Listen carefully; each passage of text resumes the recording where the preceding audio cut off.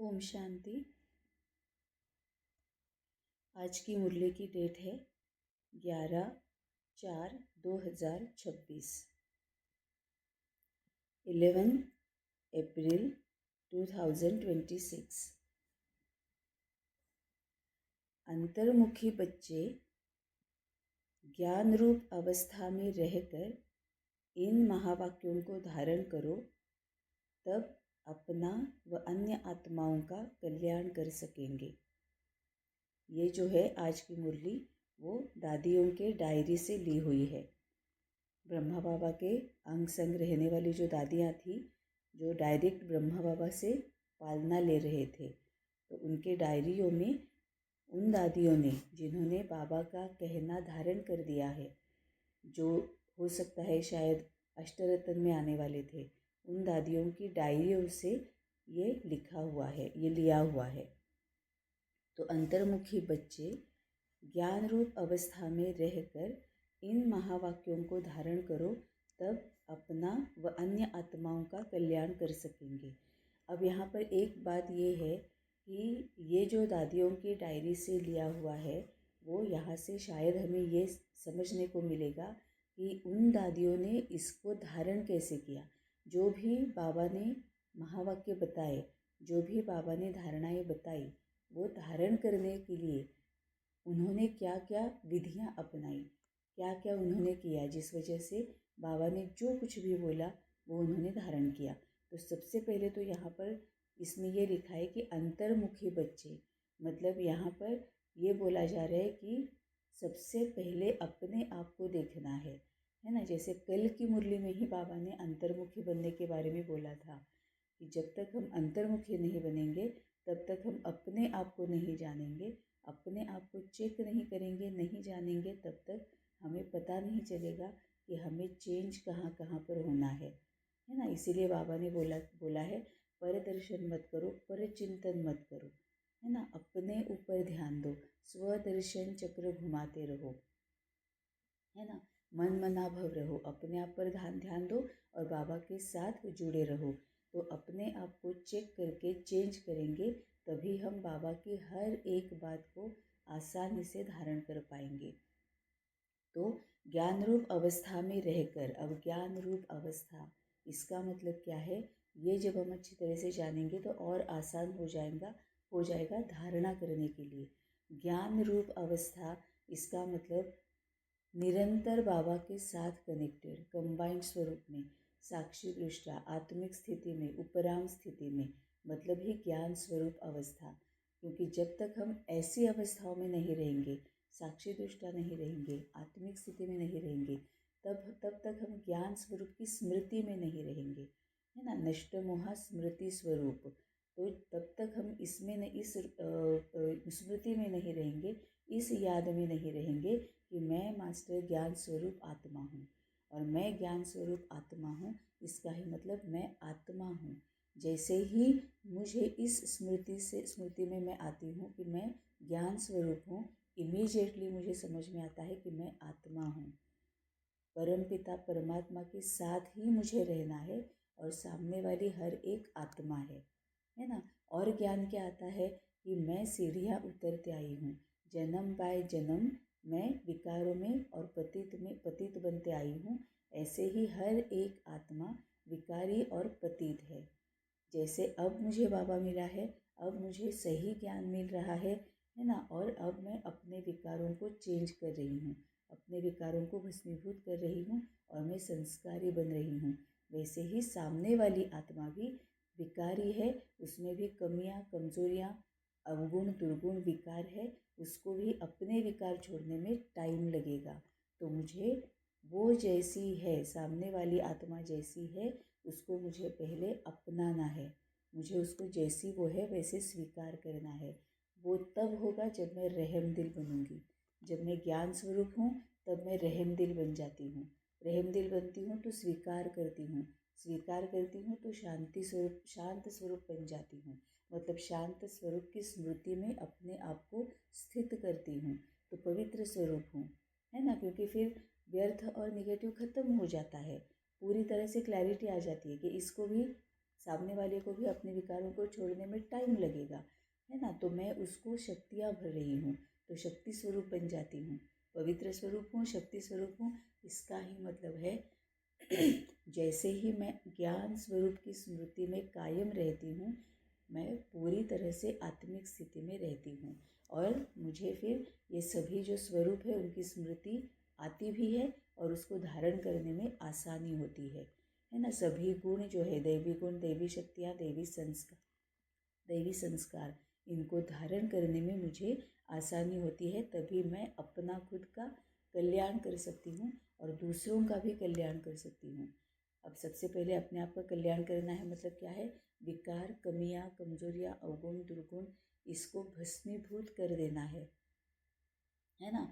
इसकी ये पुरानी संस्कार जो है उनको भूल जाना है, बिल्कुल भी वो याद ना रहे, है ना। तो तभी मैं औरों का भी कल्याण कर सकती हूँ, क्योंकि जब मैं अपने आप के कमी कमजोरियों को निकालने के निकालने के लिए विधियाँ अपना रही हूँ, तब मैं अनुभवी मूर्त हो रही हूँ। अनुभवी मूर्त जैसे ही मैं बन जाती हूँ, वैसे में दूसरों का कल्याण करने में और ज़्यादा आसानी होती है।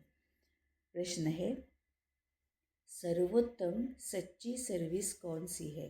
यथार्थ सर्विस का सूक्ष्म और महीन राज क्या है? सर्वोत्तम सच्ची सर्विस कौन सी है? यथार्थ सर्विस का सूक्ष्म और महीन राज क्या है? उत्तर है, जब किसी से कोई भूल होती है तो उसे सावधान करने के साथ साथ सूक्ष्म रीति से अपनी योग शक्ति उन तक पहुंचाकर उनके अशुद्ध संकल्पों को भस्म करना, यही सर्वोत्तम सच्ची सर्विस है। बहुत ही अच्छा यहाँ पर बताया है, दादियों के डायरियों से लिया हुआ है। इट्स वेरी इम्पोर्टेंट और बहुत ब्यूटीफुल है। साथ साथ अपने ऊपर भी अटेंशन देना, मनसा में भी कोई अशुद्ध संकल्प उत्पन्न ना हो, इसमें खुद भी सावधान रहना और दूसरों प्रति ऐसी दिव्य सर्विस करना, यही सर्विस का सूक्ष्म और महीन राज है। मतलब बाबा जो हमेशा हमें बोलता है कि योग और सेवा का बैलेंस रखो, है ना। इसका ही मतलब क्या है, इसको धारण कैसे करना है, एग्जैक्टली उसमें करना क्या है, ये बहुत अच्छी तरह से आज के प्रश्न उत्तर में बताया हुआ है। सर्वोत्तम सच्ची सर्विस कौन सी है? बाबा हमें जो कुछ भी बना रहा है, पावन बना रहा है, आत्मिक स्थिति में ला रहा है, अपनी और बाबा की याद दिला रहा है, वो इसीलिए ही कर रहा है क्योंकि बाबा हमसे सर्विस कराना चाहता है। हम बाबा के मददगार है ना। तो बाबा ने पहले कोटों में से कोई बच्चों को अपने पास लिया, समय रहते लिया, उनको अच्छी तरह से ज्ञान दिया, याद दी, शक्तियाँ कैसे भरनी है, क्या है, वो सब कुछ बता दिया। और बाबा बोलता है कि अब तुम मेरे मददगार बनो, है ना। मददगार बाबा के बनना है, इसका मतलब क्या करना है, पूरी दुनिया को वैसा ही बनाना है जैसा बाबा हमें बनाना चाहता है ना। तो पहले हमें बाप समान बनना है और फिर औरों को आप समान बनाना है। बाबा बोलता है ये अगर तुम करोगे तभी तुम मेरी सच्ची सर्विस करोगे। तो ये सच्ची सर्विस करना एग्जैक्टली मतलब क्या, दादियों ने समझा और उसको धारण करने के लिए क्या किया, ये यहाँ पर बहुत अच्छी तरह से बताया है कि यथार्थ सर्विस का सूक्ष्म और महीन राज क्या है। तो उत्तर है, जब किसी से कोई भी भूल होती है तो उसे सावधान करने के साथ साथ सूक्ष्म रीति से अपनी योग शक्ति उन तक पहुंचाकर उनके अशुद्ध संकल्पों को भस्म करना। अब यहाँ पर कितनी सारी बातें बताई हुई है कि अगर किसी से भूल होती है तो उनको सावधान करना है ना। लेकिन वो सावधानता इस तरह से करनी है जहाँ ज़रूरत अनुसार समय प्रमाण उनको सावधान करना है। ज़रूरी नहीं कि हमेशा वाचा में आकर ही उनको सावधान करें, क्योंकि ये पूरा घोर कलयुग है ना। तो वाचा में आकर सावधान करना, जैसे बाबा बोलते हैं कि यहाँ कोई भी तुम्हारा कर्म है वो विकर्म हो सकता है ना। इसीलिए ज़रूरत अनुसार हमें विधि यूज़ करनी है, चाहे वाचा, चाहे मनसा, चाहे कर्मणा, सूरत सीरत, स्वभाव संस्कार, चाल चलन, है ना। इसमें से जो ज़रूरत अनुसार वहाँ पर ज़रूरी है, जो उस वक्त इम्पॉर्टेंट है, उसको यूज़ करना है और उनको सावधान करना है उनकी कमी कमज़ोरी के लिए। उनसे कोई भी भूल होती है तो उनको सावधान तो करना है, लेकिन मनसा वाचा कर्मणा स्वभाव संस्कार सूरत सीरत चाल चलन, इसमें से जो भी उस वक्त इम्पॉर्टेंट है उसको यूज़ करना है। ज़रूरी नहीं कि हर एक की भूल के लिए वाचा में आए, ज़रूरी नहीं कि सिर्फ संकल्पों को ही यूज़ करे, ज़रूरी नहीं कि हर बार कर्मणा से ही दिखाए। उस वक्त जो ज़रूरी है उसके अनुसार उनको अपनी भूल के लिए सावधान करना है, लेकिन उसके साथ साथ अपनी योग शक्ति उन तक पहुंचाकर उनके अशुद्ध संकल्पों को भस्म करना है। अब योग शक्ति पहुंचाना है मतलब सकाश सेवा, मनसा सेवा, संकल्प सेवा। योग शक्ति मतलब पूरी तरह से बाबा से शक्तियाँ लेकर उनमें बल भरना है, उनमें शक्ति भरना है। क्यों? क्योंकि वो अगर कोई भूल कर रहे हैं मतलब वो किसी कमी या कमजोरी, अवगुण, दुर्गुण या विकार के वश है। अब ये विकार के वश इसीलिए है क्योंकि उनमें शक्ति नहीं है ना।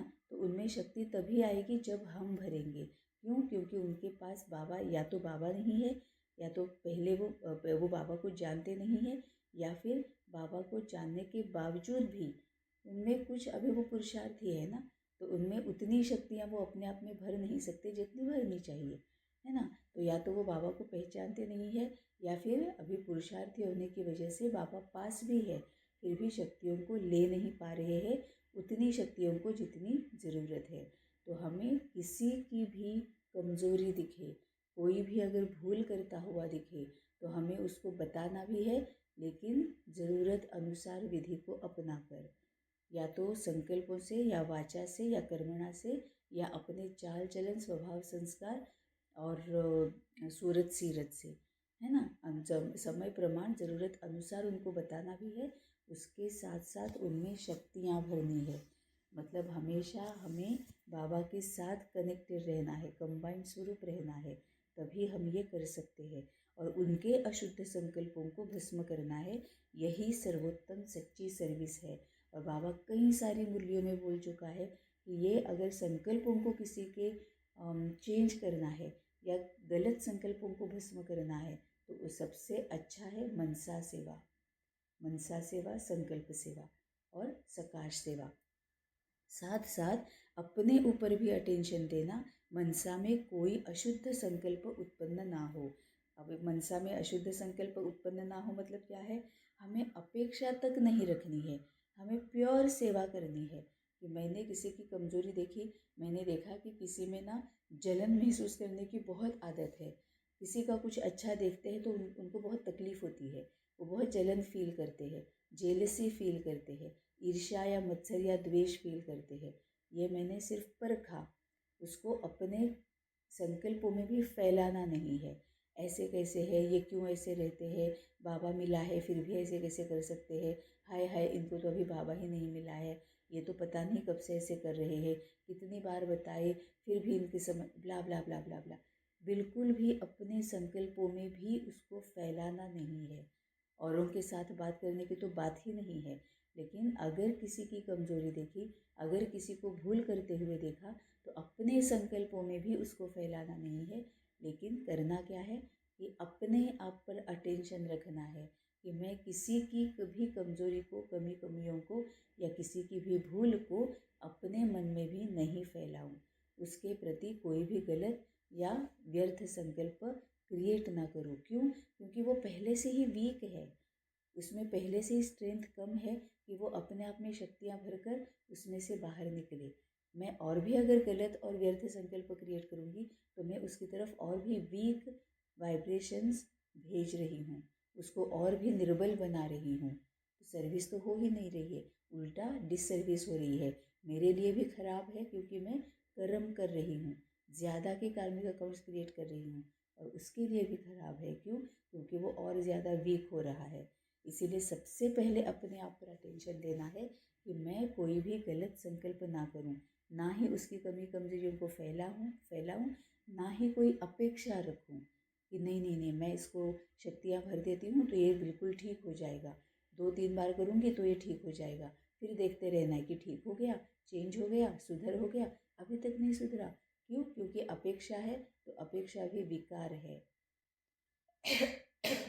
कोई भी अपेक्षा रखे बिना सर्विस करनी है।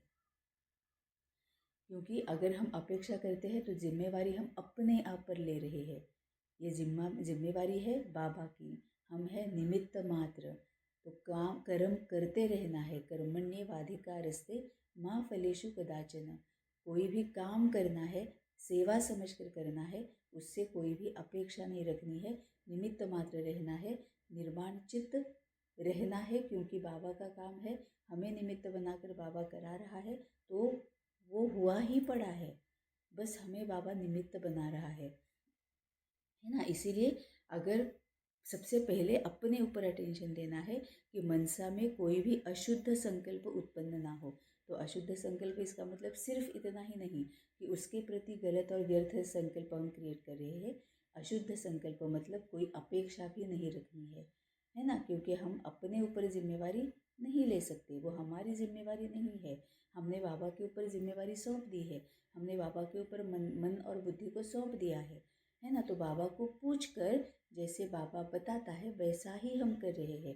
तो जिम्मेवारी किसकी है? बाबा की है, हम सिर्फ निमित्त मात्र है। निर्मल स्वभाव रखेंगे मतलब ही कोई भी गलत अपने मन में कोई भी अशुद्ध संकल्प नहीं रखेंगे, मतलब ही निर्मल, कोई भी मल नहीं, कुछ भी अशुद्धता नहीं, निर्मल स्वभाव रखेंगे तो वो हुआ ही पड़ा है, निर्माण चित्त।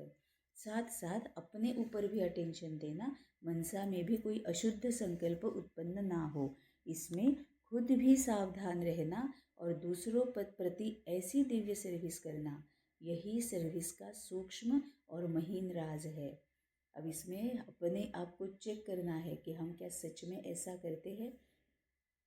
आज हम थोड़ा सा आगे भी देखेंगे क्योंकि हो सकता है कि आगे और भी कुछ अच्छी विधियाँ बताई हुई हो। ओम शांति। हर एक पुरुषार्थी बच्चे को पहले अंतर्मुख अवस्था अवश्य धारण करनी है।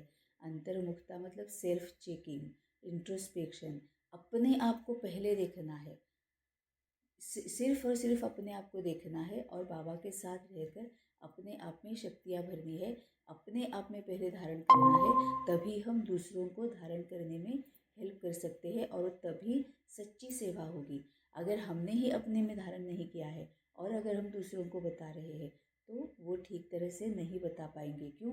क्योंकि हम अनुभवी मूर्त नहीं है ना। हमने वो देखा नहीं है, महसूस नहीं किया है कि कोई भी बात धारण करने में कितना क्या क्या करना पड़ता है, कितना अंदर द्वंद्व होता है, कितना अपने आप को चेंज करना पड़ता है ना, कितना अंदर में पूरा हलचल मच जाती है। अगर हमने अनुभव किया है तभी हम दूसरों को समझ सकते हैं, अच्छी तरह से समझा सकते हैं और पूरी तरह से सर्विस होगी। फिर उसके गलत संकल्पों को भी हम भस्मीभूत कर सकते हैं। क्यों? क्योंकि हम अनुभवी मूर्त है। तभी यहाँ पर बोला है कि हर एक पुरुषार्थी बच्चे को पहले अंतर्मुख अवस्था अवश्य धारण करनी है। अंतर्मुखता में बड़ा ही कल्याण समाया हुआ है। इस अवस्था से ही अचल, स्थिर, धैर्यवत, निर्माण चित्त इत्यादि दैवी गुणों की धारणा हो सकती है। जब तक हम अंतर्मुख नहीं होंगे कोई भी धारणा पॉसिबल ही नहीं है, क्योंकि हमने चेक ही नहीं किया है तो चेंज क्या करेंगे। अपने विकार, अपनी कमियां, कमजोरियां, अवगुण, दुर्गुण, इसको हम तभी देख पाएंगे जब हम अंतर्मुखी बन रहे हैं, अपने आप को देख रहे हैं। तो अंतर्मुख में जब अंतर्मुख अवस्था से ही अचल, स्थिर, धैर्यवत, निर्माण चित्त इत्यादि दैवी गुणों की धारणा हो सकती है तथा संपूर्ण ज्ञानमय अवस्था प्राप्त हो सकती है। क्योंकि जब तक हम ज्ञान स्वरूप नहीं बनेंगे तब तक कोई भी और स्वरूप हम नहीं बन सकते। सबसे पहले हमें ज्ञान स्वरूप ही बनना पड़ेगा। अंतर्मुख न होने के कारण वह संपूर्ण ज्ञान रूप अवस्था नहीं प्राप्त होती, क्योंकि जो भी कुछ महावाक्य सम्मुख सुने जाते हैं अगर उसे गहराई में जाकर ग्रहण नहीं करते, सिर्फ उन महावाक्यों को सुनकर रिपीट कर देते हैं तो वह महावाक्य वाक्य हो जाते हैं। इतना ब्यूटीफुल बोला है, क्योंकि ये बाबा के वाक्य है, ये किसी देहधारी के वाक्य नहीं है। तो अगर हम उसको अच्छी तरह से जानेंगे, समझेंगे, मानेंगे और अंतर्मुख होकर अपने में धारण करेंगे तभी वो महावाक्य है ना। कितना रिस्पेक्टफुल वाक्य है ये, ताकि ये कोई भी देहधारी का साधारण वाक्य नहीं है, ये बाबा का महावाक्य जो है उसको अच्छी तरह से समझकर, जानकर, मानकर, स्वीकार करके धारण करना है, तभी वो महावाक्य हो जाता है। जो ज्ञान रूप अवस्था में रहकर महावाक्य नहीं सुने जाते, उन महावाक्यों पर माया का परछाया पड़ जाता है, क्योंकि हम आत्मिक स्थिति में नहीं है ना। तो फिर वो माया का परछाया पड़ जाता है, मतलब हो सकता है वो सिर्फ बुद्धि तक रहे, हम सिर्फ सुनाने के लिए ही हम उसको यूज कर रहे हैं, धारण ही नहीं कर रहे, क्योंकि सुन ही नहीं रहे हैं, हमें सिर्फ बुद्धि तक लेकर सुना ही रहे हैं। अब ऐसी माया के अशुद्ध वाइब्रेशन से भरे हुए महावाक्य सुनकर सिर्फ रिपीट करने से खुद सहित औरों का कल्याण होने के बदले अकल्याण हो जाता है। इसीलिए हे बच्चों, एकदम अंतर्मुखी बन जाओ। अंतर्मुखी बन जाओ मतलब आत्मिक स्थिति में रहो, कि जो कुछ भी बाबा बोल रहा है वो पहले आत्मा को अप्लाई करना है, वो पहले मुझ आत्मा में एप्लीकेशन होना चाहिए। जब मैं अपने आप में वो अप्लाई करके इम्प्लीमेंट करूँगी, वो प्रैक्टिस में लाऊंगी, है ना, तभी वो धारण हो जाएगा। धारण करते करते वो मेरा नेचुरल नेचर बन जाएगा। मैं अनुभवी मूर्त होते होते मैं संस्कारी बन जाऊंगी, तभी मैं दूसरों की सेवा कर सकती हूँ। आज की मुरली पूरी तरह से सर्विस कैसे करनी है उसके ऊपर है। आपका यह मन मंदिर सदृश है। जैसे मंदिर से सदैव खुशबू आती है, ऐसे मन मंदिर जब पवित्र बनता है तो संकल्प भी पवित्र इमर्ज होते हैं। जैसे मंदिर में सिर्फ पवित्र देवी देवताओं के ही चित्र रखे जाते हैं, न कि दैत्यों के, ऐसे तुम बच्चे अपने मन व दिल रूपी मंदिर को सर्व ईश्वरीय गुणों की मूर्तियों से सजा दो। वे गुण है निर्मोह, निर्लोभ, निर्भय, धैर्यवत, निरहंकार इत्यादि, क्योंकि यह सब तुम्हारे ही दिव्य लक्षण है। कितने ब्यूटीफुल गुण यहाँ पर बताए हुए हैं, है ना। इसमें कई सारे संस्कार आ जाते हैं। अब क्या बताया है कि जैसे मंदिर में देवताओं की मूर्तियाँ रखी जाती है, दैत्यों की नहीं, वैसे ही यहाँ पर बाबा ने यहाँ पर दादियों के डायरी में उन्होंने लिखा हुआ है कि अपने मन मंदिर में इन गुणों की मूर्तियों को रखना है, मतलब संस्कारों की, दैवी गुणों की मूर्तियों को रखना है, ना कि विकारों की। तो वो कौन कौन से गुण बोले हैं? निर्मोह, मतलब मोह उसी में होता है देहधारियों में, मोह देह में होता है, या तो अपने या किसी और के, है ना। तो मोह होता है व्यक्तियों के लिए, इंसानों के लिए, देहधारियों के लिए, देह के लिए। तो निर्मोह ही बनना है, मतलब किसी के भी देह को देखना नहीं है। मतलब ही बाबा क्या बोलता है इसके लिए? किसी के भी नाम रूप में नहीं फंसना है, क्योंकि रूप भी देह का है और नाम भी देह का होता है ना। जैसे बाबा ने कई बार एक्सप्लेन किया है कि जैसे ही हम जन्म लेते हैं, जो हमारी पालना करते हैं उसके रूप में फंस जाते हैं। अब ये रूप कौन सा है? देह है। फिर नाम में फंस जाते हैं, नाम कौन सा है? इस देह का है ना। तो निर्मोह ही बनना है, मतलब अब पुराना जो है सब कुछ भूल जाना है। अब ये अलौकिक जन्म है, तो सिर्फ आत्मा को देखना है, ना माँ बाप, भाई बहन, पति पत्नी, बच्चे, फ्रेंड्स, नेबर्स, रिलेटिव्स, इनके देह को नहीं देखना है, इनके देह और देह से संबंधित बंधन में नहीं अटकना है, आत्मा को देखना है। रिश्ते को नहीं देखना है, आत्मा को देखना है, तभी कहा जाएगा हम निर्मोही है। निर्लोभ मतलब किसी भी चीज़ में, ये जो होता है ना भौतिक जो वस्तुएं हैं उसमें अटकना नहीं है।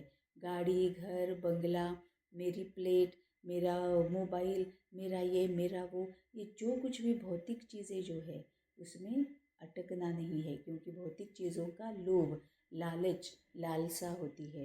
तो निर्लोभ ही बनना मतलब किसी में भी अटकना नहीं है, ना किसी देह में, ना किसी वस्तु में।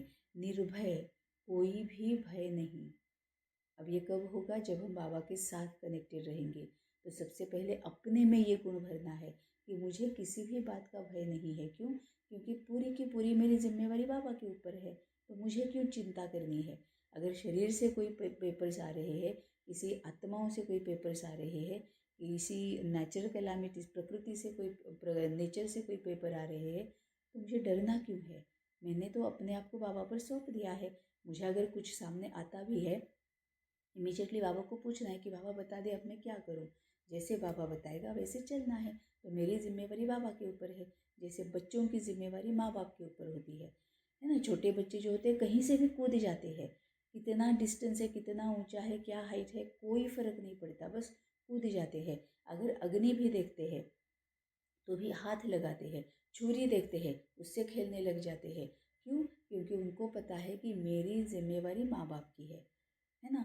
वैसे ही हमें बनना है कि माँ बाप से पूछ कर, है ना, हमें इस तरह से कूदना नहीं है। माँ बाप से मतलब पिता से पूछ कर हमें कदम उठाना है ना। पूरी जिम्मेवारी बाबा के ऊपर, तभी हम निर्भय बन सकते हैं। बेस्ट एग्जाम्पल, हमारा मृत्यु का भय चला गया। क्यों चला गया? क्योंकि अब हमें पूरी क्लैरिटी है। तो निर्भय बनने के लिए देखिए बाबा ने ये भी क्लियर कर दिया, अगर निर्भय बनना है तो बाबा से पूछना है, निर्भय बनना है तो पूरी क्लैरिटी बाबा से लेनी है। मृत्यु का भय क्यों चला गया? क्योंकि अब मृत्यु क्या है यह हमें पता चल गया। मृत्यु के टाइम पे कैसे रहना है हमें पता चल गया। मृत्यु के बाद क्या करना है, क्या होता है, हमें पता चल गया। तो ज्ञान की क्लैरिटी होती है तो निर्भय बनते हैं। ज्ञान की क्लैरिटी कैसे होगी? बाबा के साथ कनेक्टेड रहकर। तो निर्भय बनना है, धैर्यवत बनना है। धैर्यवत बनना है मतलब पेशेंट रहना है, पेशेंस को यूज़ करना है, धीरजता धैर्य को यूज़ करना है ना। मतलब हमें टाइम लगेगा। हम खुद को अगर देखेंगे तो हमें भी विकारों को छोड़ने के लिए, कमियां कमजोरियों को छोड़ने के लिए टाइम लगा है ना। वही दूसरों को भी टाइम लगेगा। तो जिम्मेवारी बाबा के ऊपर छोड़नी है और धैर्यवत रहना है। और निरहंकारी मतलब ही निमित्त मात्र, निर्मल स्वभाव, निर्माण चित्त, हम सिर्फ निमित्त है। तो इत्यादि ये सभी तुम्हारे ही दिव्य लक्षण है। तो आप बच्चों को अपने मन मंदिर को उजियारा अर्थात संपूर्ण शुद्ध बनाना है। तो अभी बाबा ने कहा कि हमारे मन में इन मूर्तियों को सजा दो, निर्मोह, निर्लोभ, निर्भय, धैर्यवत, निरहंकार इत्यादि। ये सभी जो दैवी गुण, दैवी शक्तियाँ और दैवी संस्कार है, इनको अपने मन के अंदर समाना है और इसी से ही मन मंदिर को उजियारा बनाना है। तो अब अपने मन को उज्जवल बनाने का प्रयत्न करना है तथा मन सहित विकारी कर्मेंद्रियों को वश करना है। मतलब बाकी के अभी जो हमारे इंद्रिय है कि हम क्या देख रहे हैं, क्या सुन रहे हैं, क्या पढ़ रहे हैं, क्या बोल रहे हैं, एक बार मन और बुद्धि को कंट्रोल में रखा तो बाकी के सभी कर्मेंद्रियों को भी कंट्रोल में रखना है, अपने वश में रखना है। बाबा जो कहेगा वही देखना है, वही आँखों से जो भी है वो देखना है। बाबा जो बताएगा वही कानों से सुनना है, बाबा जो बताएगा वही आँखों से पढ़ना है, बाबा जो बताएगा वही मुँह से बोलना है। बाबा से पूछ कर ही देखना, पढ़ना, सुनना, बोलना है ना। जब मन मंदिर उजियारा बने तब ही अपने उजियारे प्यारे वैकुंठ देश में चल सके। मतलब तभी सुखधाम में चल सके, तभी सतयुग हो सके। तो मतलब सतयुग की आत्मा बन सके, मतलब ही स्वर्ग में जा सके। तो अब अपने मन को उज्जवल बनाने का प्रयत्न करना है तथा मन सहित विकारी कर्मेंद्रियों को वश करना है। परंतु न सिर्फ अपना मगर अन्य प्रति भी यही दिव्य सर्विस करनी है। आज की पूरी मुरली दीदियों के डायरियों से ली गई है और ये पूरी तरह से अंतर्मुखी बनकर दिव्य सर्विस कैसे करनी है इसका बहुत ब्यूटीफुली एक्सप्लेनेशन किया हुआ है। तो इस तरह से सिर्फ अपना नहीं मगर औरों के प्रति भी दिव्य सर्विस करनी है। वास्तव में सर्विस का अर्थ अति सूक्ष्म और महीन है। वास्तव में सर्विस का अर्थ अति सूक्ष्म और महीन है। ऐसा नहीं कि किसकी भूल पर सिर्फ सावधान करना, इतने तक सर्विस करनी है, परंतु नहीं, उनको सूक्ष्म रीति अपनी योग की शक्ति पहुँचाए, उनके अशुद्ध संकल्प को भस्म कर देना, यही सर्वोत्तम सच्ची सर्विस है। और साथ साथ अपने ऊपर भी अटेंशन रखना है। मतलब यहाँ पर ज्ञान स्वरूप के साथ साथ शक्ति स्वरूप बनना है और कंटिन्यूसली कॉन्स्टेंटली योग युक्त रहना है और युक्ति युक्त बनकर चलना है।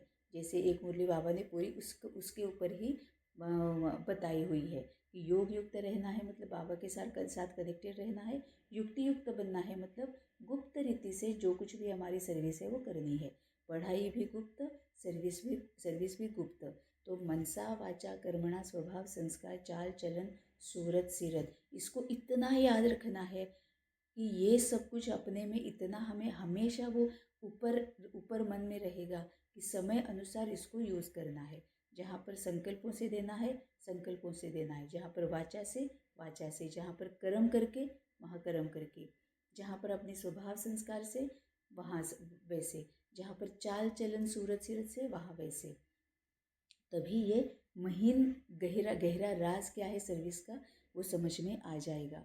तो न सिर्फ वाचा अथवा कर्मणा तक, मगर मनसा में भी कोई अशुद्ध संकल्प उत्पन्न हो जाता है तो उनका वाइब्रेशन अन्य के पास जाए सूक्ष्म रीति अकल्याण करता है, जिसका बोझ खुद पर आता है और वही बोझ बंधन बन जाता है। इसीलिए हे बच्चों, खुद सावधान रहो, फिर अन्य प्रति दिव्य सर्विस करो। यही आप सेवाधारी बच्चों का अलौकिक कर्तव्य है। बहुत ब्यूटीफुल बताया हुआ है कि क्या होता है, न सिर्फ वाचा अथवा कर्मणा तक, मगर मनसा में भी कोई अशुद्ध संकल्प उत्पन्न होता है तो उसका वाइब्रेशन अन्य के पास जाए सूक्ष्म रीति अकल्याण करता है। मतलब इसको बाबा क्या बोलता है, डबल अहिंसक बनो। संकल्पों में भी किसी के प्रति कोई भी गलत संकल्प क्रिएट ना करो। क्यों? क्योंकि उसकी वाइब्रेशन उन तक पहुंचती है और उनकी शांति भंग होती है, उनका सुख निकल जाता है, उनकी पवित्रता भंग होती है ना। उनका प्रेम जो है वो दुख क्रोध में बदल सकता है, शांति अशांति में बदल सकती है, सुख दुख में बदल सकता है ना। तभी बाबा बोलता है मन में भी किसी के प्रति गलत संकल्प मत करो, क्योंकि उन तक वाइब्रेशन पहुंच जाती है। आगे का तो और भी इम्पॉर्टेंट है। आगे बाबा बोलता है ये तो अकल्याण तो करता ही है, लेकिन जिसका बोझ खुद पर आता है वो कैसे आएगा, वही बंधन बन जाता है, मतलब कार्मिक अकाउंट क्रिएट हो गया। इसीलिए हे बच्चों, खुद सावधान रहो और अन्य प्रति यही दिव्य सर्विस करो। यही आप सेवाधारी बच्चों की अलौकिक कर्तव्य है। ऐसी सर्विस करने वालों को फिर अपने प्रति कोई भी सर्विस नहीं लेनी है। भले कभी कोई अनायास भूल हो भी जाए तो उसे अपने बुद्धि योग बल से सदैव के लिए करेक्ट कर देना है। इसका ही मतलब पूरा इतना अवेयर रहना है कि सबसे पहले तो ये ध्यान रखना है हमसे कोई भूल ना हो, है ना। और अगर भूल हो भी जाती है, क्योंकि हो जाएगी, भूल हो जाती है क्योंकि हम भी पुरुषार्थी है। और बाबा ने बोला है अंत तक थोड़ा ऊपर नीचे चलता रहेगा। तो अगर भूल हो जाती है तो भी क्या याद रखना है, बाबा ने बोला है पश्चाताप के आंसू मत रोना। कई मुरलियों में बाबा ने बोला है कि पश्चाताप के आंसू मत रो, क्योंकि अगर हमने कोई भूल की है उसी में ही अगर हम अटक अटक के रह जाएंगे कि हाय हाय हाय कितने सालों से बाबा के पास है, कि कब से बाबा के ज्ञान पे चल रहे, फिर भी मुझसे ये हो गया, है ना। पश्चाताप के आंसू मत रखो, बीती को फुल स्टॉप लगा दो। जो बीत गया वो बीत गया, पास्ट इज पास्ट, है ना। करना क्या है, चेंज करना है। और ये ध्यान रखना है कि आगे फिर से वो भूल ना हो, फिर से वो भूल ना हो, ये ख्याल रखना है। तभी यहाँ पर बोला है कि भल कोई भी अनायास भूल हो भी जाए तो उसे अपने बुद्धियोग बल से सदैव के लिए करेक्ट कर देना है। मतलब बीती को बिंदी लगानी है। समझ में आ गया कि भूल हो गई, ये याद रखना है, ये ख्याल करना है, ये ध्यान रखना है कि वो रिपीट ना हो। ऐसा तीव्र पुरुषार्थी थोड़ा भी इशारा मिलने से शीघ्र महसूस करके परिवर्तन कर लेता है और आगे के लिए अच्छी रीति अटेंशन रख चलता है। यही विशाल बुद्धि बच्चों का कर्तव्य है। विशाल बुद्धि मतलब बेहद की बुद्धि, मतलब आत्मिक स्थिति, मतलब योग युक्त, मतलब युक्त युक्त, है ना। कई सारे बाबा अलग अलग शब्द यूज़ करता है, लेकिन मोर और लेस सिमिलर मीनिंग उसका होता है। क्योंकि एक ही अगर वर्ड बाबा यूज़ करता रहे कितना बोर हो जाएगा, है ना। बाबा को पता है बच्चे सुनेंगे भी नहीं। हाँ, कल भी यही बोला था, जैसे हम घर में करते हैं ना माँ के साथ, हाँ यही तू तो हमेशा यही बोलती रहती है, वैसे हो जाएगा, बाबा को पता है। तभी बाबा अपनी बुद्धि चलाने के लिए, मतलब हर आत्मा कोशिश करे पढ़ने की, हर आत्मा कोशिश करे समझने की, हर आत्मा उसके ऊपर मनन चिंतन करे, इसके लिए अलग अलग वर्ड्स यूज़ करता है। जब हम उन वर्ड्स की मीनिंग को अच्छी तरह से समझते हैं तो फिर उसका गहन जो अर्थ है वो समझ में आ जाता है। धारणा के लिए मुख्य सार अभी बहुत अच्छी तरह से बाबा ने बताया कि सर्विस हमें करनी है। हमारा सबसे पहला कर्तव्य ये है, अलौकिक कर्तव्य ये है कि हमें सर्विस करनी है। लेकिन सर्विस करने के लिए क्या करना है, अंतर्मुखी बनकर रहना है। सबसे पहले अंतर्मुखी बनना है तो अपने विकारों को, कमी कमजोरियों को ढूंढ पाएंगे, चेक कर पाएंगे, अनुभव कर पाएंगे, अनुभवी मूर्त बन जाएंगे और तभी चेंज करने की वजह से, अनुभवी मूर्त होने की वजह से दूसरों को अच्छी तरह से समझ पाएंगे और समझा पाएंगे। तो बाबा ने बोला है ये सब कुछ जब होगा, अंतर्मुखी बनकर, अनुभवी मूर्त बनकर जब हम सर्विस करेंगे तभी वो सर्विस होगी, डिसर्विस नहीं होगी और दूसरों के गलत संकल्पों को तक हम भस्मीभूत कर पाएंगे। धारणा के लिए मुख्य सार है, अपने लक्ष्य स्वरूप की स्मृति से शांत चित्त, निर्माण चित्त, धैर्यवत, मिठास, शीतलता आदि सर्व दैवी गुण धारण करने हैं। बाबा महीन मीनिंग समझा रहा है। अभी तक तो ऊपर ऊपर का ये समझा रहा था, लेकिन दादियों ने जो समझा है उसमें से तो ये निकल कर आ रहा है, कितना प्रिसाइजली बोल रहे हैं, है ना। नम्रता होना चाहिए, सत्यता होनी चाहिए, फिर दृढ़ता होनी चाहिए, निर्माण चित्त होना चाहिए, धीरजता होनी चाहिए, धैर्यता होनी चाहिए, मिठास होनी चाहिए, रहमदिल होना चाहिए, स्वीकार करने की शक्ति होनी चाहिए, है ना। फिर निर्मल स्वभाव होना चाहिए, निमित्त मात्र होना चाहिए। कितने सारे छोटे छोटे छोटे हैं ये जो दैवी गुण है, दैवी संस्कार जो है, उनको अपने मन के अंदर उन्हीं को बसाना है। तो अपने लक्ष्य स्वरूप की स्मृति, अब लक्ष्य हमारा क्या है, सबसे पहले तो यही इम्पोर्टेंट है कि हर एक को अपना लक्ष्य पता होना चाहिए, है ना। जैसे लौकिक में होता है कि मुझे डॉक्टर बनना है, इंजीनियर बनना है, या फिर और कोई साइंटिस्ट बनना है, या और कुछ बनना है, कि बहुत अच्छा कुक बनना है, क्या बनना क्या है ना, या फिर साइकोलॉजिस्ट बनना क्या है, ये जब हम डिसाइड करते हैं अकॉर्डिंगली हम वो कोर्स चूज़ करते हैं। ऐसे ही कोर्स चूज़ किया फिर जो बनेंगे बनेंगे, ये हो ही नहीं सकता ना। पहले लक्ष्य सेट करना है। तो हमारा लक्ष्य क्या है, हमें संपूर्ण बनना है, या कर्मातीत बनना है, या बाप समान बनना है, या क्या करना क्या है, सतयुगी आत्मा बनना है, स्वर्ग में जाना है, हमारा लक्ष्य क्या है। जब हमें लक्ष्य का अच्छी तरह से पता हो तभी हम आगे जा सकते हैं। तभी अपने लक्ष्य स्वरूप की स्मृति से, हमारा एम क्या है, लक्ष्य क्या है, गोल क्या है, उसकी स्मृति, उसको स्मृति में रख कर उसकी स्मृति से शांत चित्त, निर्माण चित्त, धैर्यवत, मिठास, शीतलता आदि सर्व दैवी गुण धारण करने हैं। दूसरी पॉइंट है, निश्चय बुद्धि साक्षी दृष्टा हो, इस खेल को हर्षित चेहरे से देखते आंतरिक धैर्यवत और अडोल चित्त रहना है। बहुत समय से लेकर इस साक्षीपन की अवस्था में स्थित रहने का पुरुषार्थ करना है। अब निश्चय बुद्धि साक्षी दृष्टा, निश्चय बुद्धि मतलब सबसे पहले अपने आप पर निश्चय, बाबा पर निश्चय, ड्रामा पर निश्चय। मैं करूँगी ही, जो बाबा बोलता है मैं करूँगी, ये अपने आप पर निश्चय होना ही चाहिए, है ना। बाबा के ऐसा नहीं कि हाँ बाबा करा लेगा, देख लेगा बाबा, जब कराना हो कराना लेगा, नहीं, मैं पक्का करूँगी क्योंकि मुझे बनना है। मेरा लक्ष्य क्या है वो अगर सही है, वो अगर मुझे पता है तो अपने पर निश्चय आ जाएगा कि नहीं मुझे करना ही है। अमृत वेला मैं उठूँगी ही, चाहे जो भी हो जाए, यहाँ की दुनिया वहाँ हो जाए, मैं उठूँगी ही। मुरली की जो पढ़ाई है वो पॉइंट्स में लिखूँगी ही और फिर उसके ऊपर मनन चिंतन करूँगी ही। पूरे दिन भर में मैं बाबा ने जो उस वक्त बोला है दैवी गुण जो है उसी को ही यूज़ करूँगी। अपने ऊपर भरोसा, अपने ऊपर निश्चय, और ये तभी आएगा जब हमें बाबा के ऊपर निश्चय होगा, है ना। बाबा के ऊपर निश्चय होगा तभी तो हम ये मान लेंगे ना कि हाँ कुछ तो चेंज आ जाएगा। बाबा बोल रहा है मतलब पक्का मेरे सामने सुख आ जाएगा। बाबा बोल रहा है इसका मतलब पक्का मेरे दुखों के लिए मैं ही जिम्मेवार हूँ। ये बाबा के ऊपर निश्चय, अपने ऊपर निश्चय और ड्रामा के ऊपर निश्चय औरों के लिए। क्यों? क्योंकि जो भी सामने वाली आत्मा कर रही है ड्रामा अनुसार एक्यूरेट है ना। तो निश्चय बुद्धि साक्षी दृष्टा, आत्मिक स्थिति में इस खेल को हर्षित चेहरे से देखते हैं, आंतरिक धैर्यवत और अड़ोल चित्त रहना है। तभी तो हम अड़ोल चित्त रह पाएंगे ना, हलचल में नहीं आएंगे, क्योंकि ज्ञान स्वरूप की स्मृति में है। जैसे ऊपर बोला है ज्ञान स्वरूप की स्मृति में है तो बाकी के स्वरूप ऑटोमेटिकली इमर्ज हो जाएंगे। बहुत समय से लेकर इस साक्षीपन की अवस्था में स्थित रहने का पुरुषार्थ करना है। मतलब स्थित रहना मतलब बहुत समय से जो जिस अवस्था में है वो अगर बहुत लंबे समय के लिए एक ही अवस्था है तो उसको बोला जाता है स्थिति। अवस्था ऊपर नीचे हो सकती है, स्थिति मतलब एक रस स्थिति। वरदान है, एक ही रास्ता और एक से रिश्ता रखने वाले संपूर्ण फरिश्ता भव। निराकार व साकार रूप से बुद्धि का संग व रिश्ता एक बाप से पक्का हो तो फरिश्ता बन जाएंगे। जिनके सर्व संबंध व सर्व रिश्ते एक के साथ है वही सदा फरिश्ते है ना।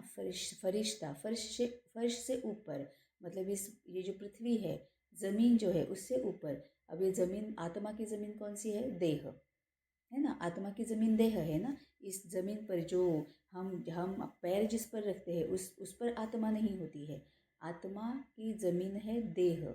फर्श से ऊपर आत्मा, मतलब देह से ऊपर आत्मा, वो फरिश्ता है ना। या फिर बाबा जो बोलता है एक का रिश्ता, एक से रिश्ता, वो फरिश्ता।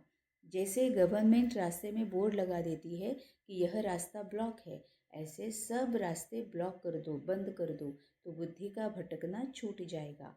बाप दादा का यही फरमान है कि पहले सब रास्ते बंद करो, इससे सहज फरिश्ता बन जाएंगे। अब ये रास्ते बंद करने की विधि भी बाबा ने बताई हुई है। अब हमारे दिमाग में कौन कौन से रास्ते चलते रहते हैं कि शरीर का है, प्रकृति का है, नेचर का है, नेचुरल कैलामिटीज़ का है, माता पिता का है, भाई बहनों का है, युगल का है, बच्चों का है, फ्रेंड्स का है, दुश्मनों का है ना। कई सारी बातें ऐसी है, कई सारे मार्ग है हमारे मन में, वहाँ से वहाँ से वहाँ से कुछ न कुछ आते रहता है। अब उसको बंद कैसे करना है? फॉरगिवनेस प्रैक्टिस, माफ़ी मांगना, माफ़ करना, सकाश सेवा, ये इम्पॉर्टेंट बातें हैं। जब तक हम बाबा की बताई हुई ये विधि नहीं करते हैं तब तक रास्ते बंद नहीं होंगे। रास्ते बंद करने का यही मार्ग है कि माफ़ करना, मतलब ही पुरुषार्थी मतलब पहले के कार्मिक अकाउंट्स को ख़त्म करना, दूसरे कार्मिक अकाउंट क्रिएट होने से रोकना। पहले के कार्मिक अकाउंट्स कैसे ख़त्म होंगे? सिर्फ और सिर्फ माफ़ी मांगना, माफ़ करना, शरीर से लेकर दुनिया तक सभी आत्माओं की माफ़ी मांगना, माफ़ करना। और पुरुषार्थ का दूसरा पार्ट है कि दैवी गुण, दैवी संस्कारों को यूज़ करके रोज़ के जो कार्मिक अकाउंट बनते जाते हैं उसको रोक देना, फुल स्टॉप लगा देना, है ना। तभी ये बुद्धि का भटकना छूट जाएगा। तभी ये रोड्स को, मतलब ये जो बाबा बोलता है ना कि ब्लॉक कर दो, तो ये ब्लॉक करना है। माफ़ी मांग लो, माफ़ कर दो। जब भी किसी की याद आती है, कोई आत्मा, घटना या परिस्थिति कुछ भी याद आती है, सबसे पहले उनसे रिलेटेड सभी आत्माओं की माफ़ी मांगो, माफ़ करो, फिर उसके बारे में सोचो। लेकिन उसके बाद उसके बारे में संकल्प ही नहीं आते हैं। इस तरह से एक एक मार्ग को बंद करना है। तो बाप दादा का यही फरमान है कि पहले सभी रास्ते बंद करो, इससे सहज ही फरिश्ता बन जाएंगे। स्लोगन है, इससे ही सहज फरिश्ता मतलब फर्श से ऊपर, या फिर एक ही बाबा के साथ रिश्ता। आत्मा का फर्श है देह, देह से ऊपर मतलब देहभान से ऊपर, मतलब देही अभिमानी, मतलब आत्मिक स्थिति, साक्षी दृष्टा, उपराम, मन मनाभव, कंबाइंड स्वरूप। बाबा कई सारे वर्ड्स यूज़ करता है। स्लोगन है, सदा सेवा के उमंग उत्साह में रहना, यही माया से सेफ्टी का साधन है। ऑब्वियसली ना, अगर सेवा के ही उमंग उत्साह रहे तो माया आएगी ही नहीं, है ना। क्योंकि हम सेवा भी कर रहे हैं तो भी कोई भी अपेक्षा नहीं रख रहे हैं, कोई भी गलत या व्यर्थ संकल्प, ना किसी आत्मा के प्रति, ना घटना के प्रति, ना परिस्थिति के प्रति, ना आत्मा के बारे में, ना घटना के बारे में, ना परिस्थिति के बारे में, ना बारे में, ना प्रति, कोई भी संकल्प वेस्ट या निगेटिव नहीं चल रहा है। क्यों? क्योंकि मन और बुद्धि पूरी तरह से आत्मा सर्विस में लगी हुई है ना। सकाश सेवा, मनसा सेवा, संकल्प सेवा, फॉरगिवनेस प्रैक्टिस, है ना, जो कुछ भी है पूरी तरह से अगर हम सेवा में अपने आप को बिजी रखते हैं तो माया आ ही नहीं सकती, मतलब गलत और व्यर्थ संकल्प आ ही नहीं सकते। अव्यक्त इशारे, आपका बोल और स्वरूप दोनों साथ साथ हो, बोल स्पष्ट भी हो, उसमें स्नेह भी हो, नम्रता भी हो और मधुरता भी हो। सो ब्यूटीफुल, मतलब बैलेंस बताया है बाबा ने कि बस सामने से कोई हमें छेड़ रहा है, दुख दे रहा है, परेशान कर रहा है, सहते जाओ सहते जाओ सहते जाओ, मधुर बोल बोलते हो, बिल्कुल नहीं। अपने आप के लिए स्टैंड लेना भी आना ही चाहिए। जो 16 कलाएं हैं उसमें लीडरशिप की क्वालिटी है, आराम देने की क्वालिटी है, स्वस्थ रखने की क्वालिटी है, सीखने की क्वालिटी है, धारण करने की क्वालिटी है, ये सभी कलाएं है ना। इन सभी कलाओं में निपुण बनना है। तो अपने आप के लिए स्टैंड क्यों लेना है? क्योंकि अगर हम दूसरों के लिए हाँ जी हाँ जी हाँ जी करते रहे, जो कुछ भी वो कर रहे हैं उसको बस सहते रहे, तो हम क्या कर रहे हैं? हम उनके भी विकारों को और ज़्यादा सहयोग दे रहे हैं, उनके विकारीपन को हम प्रोत्साहन दे रहे हैं। तो हमें इसका मतलब हमें अपनी जिम्मेवारी नहीं निभा रहे हैं, क्योंकि हमारा कर्तव्य है कि अपने आप को विकारों से बाहर निकालना है, और हमारी जिम्मेवारी है कि औरों को भी उनके विकारों से बाहर निकालना है। तो बाबा जैसे हमारे साथ कड़क भाषा का यूज़ करता है, वैसे भी करना है। जहाँ ज़रूरी हो अपने लिए स्टैंड लेना ही लेना है ना। मनसा से, चाहे वाचा से, चाहे कर्मणा से, अपने लिए स्टैंड लेना ही है। तो बाबा ने क्लियर बोला है कि आपका बोल और स्वरूप दोनों साथ साथ हो। आपका बोल स्पष्ट भी हो, स्नेह भी हो, नम्रता और मधुरता भी हो, सत्यता भी हो, लेकिन स्वरूप की नम्रता भी हो, है ना। सत्यता भी हो लेकिन स्वरूप की नम्रता भी हो। इसी रूप से बाप को प्रत्यक्ष कर सकेंगे, है ना। बाबा कई बार हमें कड़क भाषा में समझाता है, लेकिन फिर भी मीठे बच्चे, सेकिलधे बच्चे, प्यारे बच्चे, ये बच्चे, वो बच्चे, प्यार भी करता है। इसका ही मतलब क्या है? गुस्सा करता है, क्रोध नहीं करता है। हमें भी वही करना है, गुस्सा करना है ना। नहीं तो हम क्या करते हैं? प्यार के नाम पर दे दनादम बच्चों को मारते हैं, प्यार के नाम पर उनको उनके उनके ऊपर क्रोध करते हैं, प्यार के नाम पर नफरत करते हैं। ये इक्वेशन ही गलत है। अगर तुम्हारा प्यार है तो वो भी दिखना चाहिए। इसका ही और एक कौन सी शक्ति यहाँ पर यूज होती है? लेट गो करने की शक्ति। अगर किसी से कुछ गलत हो भी गया है, किसी ने मेरे साथ कुछ गलत किया है, या किसी के संस्कार अगर गलत है, तो भी उसको मन पर होल्ड करके मन में नहीं रखना है ना। उसको भूल भी जाना है। उसको बता दिया, फिर मनसा वाचा कर्मणा, ज़रूरत अनुसार उसको बता भी दिया, लेकिन नम्रता भी चाहिए, प्यार भी चाहिए, रहम दिल भी चाहिए कि वो गलत नहीं है, इंसान गलत नहीं है, वो आत्मा गलत नहीं है। बस उसमें कुछ ऐसा है जिसको जिसे उसको चेंज करना है ना। तो सत्यता भी हो लेकिन स्वरूप की नम्रता भी हो। इसी रूप से बाप को प्रत्यक्ष कर सकेंगे। निर्भय हो लेकिन बोल मर्यादा के अंदर हो। कितना ब्यूटीफुली बाबा ने बैलेंस बताया है। निर्भय हो लेकिन बोल मर्यादा के अंदर हो। अब ये कब होगा? जब हम अनुभवी मूर्त होंगे, है ना। हम निर्भय तो हो गए हैं, लेकिन सामने वाले को भी हम समझते हैं कि शायद मुझ में जो कैपेसिटी है वो शायद उसमें नहीं है, तो मुझे रहम दिल भी बनना पड़ेगा।